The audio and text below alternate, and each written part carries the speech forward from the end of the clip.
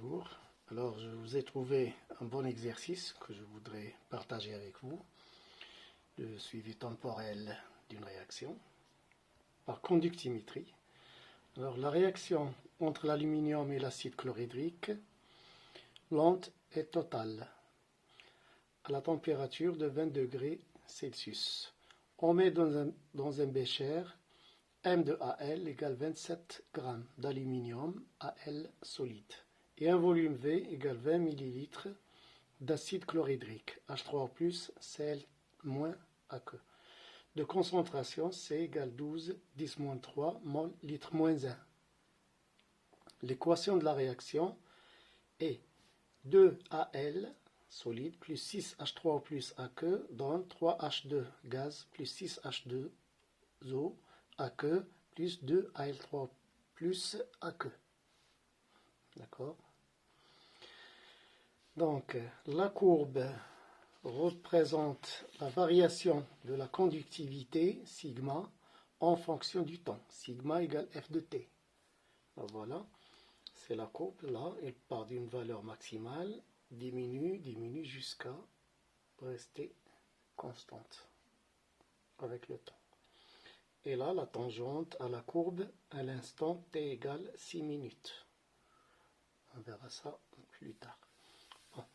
Alors, première question, calculer la quantité de matière initiale des réactifs. Alors, les réactifs qui sont l'aluminium et les ions oxonium H3O+. Alors, pour l'aluminium qui est un métal, un solide, alors N0 de Al est égal à la masse utilisée sur la masse molaire. On nous donne la masse molaire de l'aluminium qui est 27 g mol moins 1. Donc, et ici la masse utilisée c'est 27 g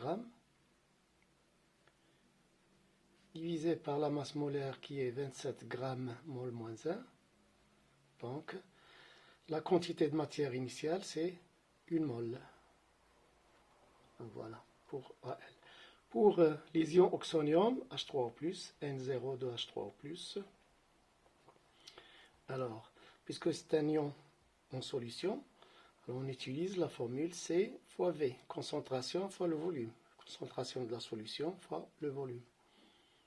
Alors, la concentration, c'est donné les 12 10-3 mol litre moins 1. Alors, j'écris les unités ici.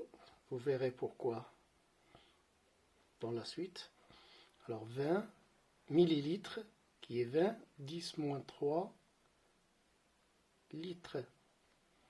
C'est-à-dire ici j'aurai alors 12 fois 20 c'est 240 10-6 mol.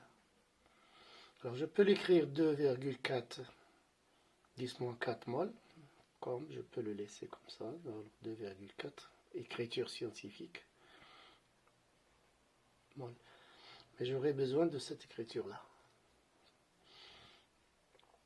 Voilà. Alors, deuxième question. Dresser le tableau d'avancement de la réaction. Bien. Alors, la réaction, c'est comme suit. De Al solide plus 6H3O plus